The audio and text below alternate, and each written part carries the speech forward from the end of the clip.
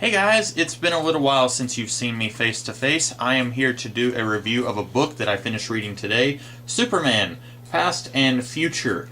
If you will recall, at the beginning of this month, I made an update video where I talked about the challenges that I have put forward for myself for this month. And this month's challenge was to read one thick graphic novel every week. And as I record this, it is on April 7th, so this was the end of week one, if you will. This is not as big as some of the other books that I'm going to try and tackle this month, but this is almost 200 pages, and it's Silver Age stuff, mostly stuff from the 1960s, and comics from back then, if you aren't aware, were considerably more dense. You had a lot more story in a given issue, so this was a lot more of a dense read than a 200-page book from today. This was quite a bit of reading to do, and so I'm going to go ahead and count this as part one of the challenges for this month. As for the book itself and reviewing the book, I'm going to have to say this book isn't really the best. A month or two ago, I reviewed the greatest Superman stories ever told, or rather,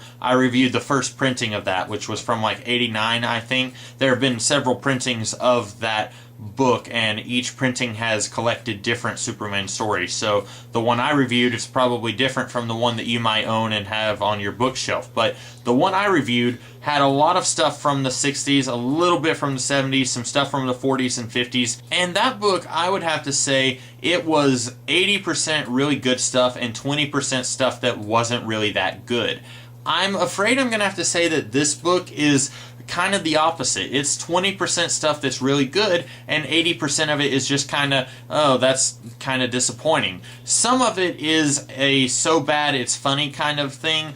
There's a story here where Jimmy Olsen sees a videotape from the 1940s where he is shaking Adolf Hitler's hand. And so he says, oh wow, that guy looks exactly like me. I'm going to have to go back in time and see who this guy is. And it's pretty obvious from the beginning that it is Jimmy Olsen who has gone back in time and has infiltrated the Nazi ranks and is kind of sabotaging their efforts from within.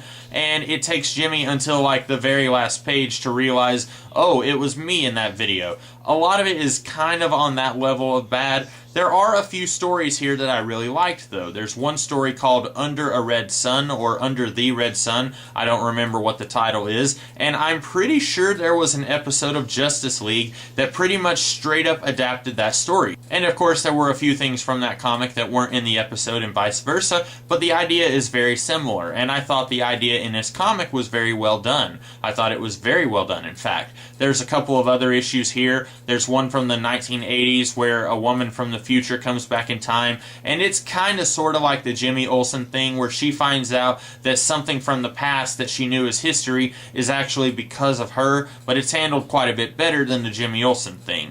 And then along the lines of so bad it's kind of just really bad and not even funny, there was an issue where Lois Lane tries to go back in time and save the planet Krypton from exploding. That one is pretty awful on the whole. So overall, I don't really have a whole lot to say about this book. There's about 9 or 10 different stories in here. There's a few in the middle that feature Superman's descendant, and those are a little interesting. In a way, I would say those issues really heavily informed Grant Morrison's run on Justice League. There was a particular storyline in Morrison's Justice League run where he was showing the future, like deep into the future, and he was showing all of these future versions of characters like Superman and Batman, and at one point you have a character who is detailing the lineage of Superman, and that seemed very similar to me to what's going on here, except here it's not handled quite as well. Naturally, Grant Morrison is a fantastic writer, and he's going to take these really out there ideas and infuse them with this Silver Age mentality and create a really interesting story. Meanwhile, the Silver Age is often known for having these incredibly bombastic ideas, but sometimes they don't handle them very well. For example, the Superman of the future, he's like the 16th Superman in this lineage of Superman characters. He has a weakness to water, and that leads leads to a lot of really dumb stuff happening in this story. I mentioned that on my Facebook page the other day, but really it's true. But it's just kind of dumb that this Superman is weak to water, and so he is constantly arriving in these situations where it's really easy for the bad guy to overcome against him. At least in the present day stories, it's not as plausible that a villain is just going to get a piece of kryptonite, even if that does happen quite a bit, and you find yourself saying, hold on a second, where did this guy get the kryptonite? Shouldn't that be really hard to find? Yeah, that is a plausible question, but I find that to be even less ridiculous than, oh, this Superman is weak to water. What happens when a robbery is happening and it's raining outside? Does he just stay inside? It's really kind of bad in a not good kind of way.